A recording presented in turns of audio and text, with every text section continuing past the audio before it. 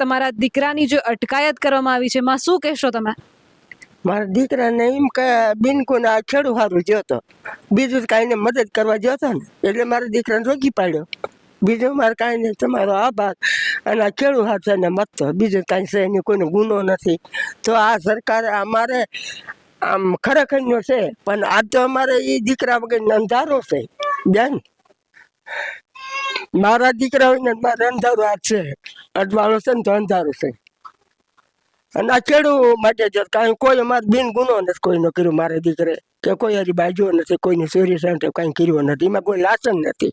પણ મોટા ખેડૂત હારું જોશે, બીજું અમારે કાંઈ ખબર નથી થતી. એકવાનું થાય છે કે મારા દીકરાને છોડો. અને એના છોકરા 12 મહિનાની પરબ છે દિવાળી જેવું, આમ શાકતા નથી. તો એ માતરને કેવું થાય, દુઃખ થાય ને. બીજું અમારે કાંઈ કહેવાનું નથી. અમારે એ કહેવાનું છે કે મારા દીકરાને છોડો. અને મારા દીકરાને બિન ગુને રાખ્યો, બીજો તમારો કાંઈ ગુનો નથી. આ ખેડૂ સારું થાય જો અને એને રાખી પાડ્યો. તો આ સરકાર આવી રીતે જ કરશે માણાને. આ હારા ઓલા જોશે આ બધા સારું થાય તો મારા દીકરાને રોક્યો.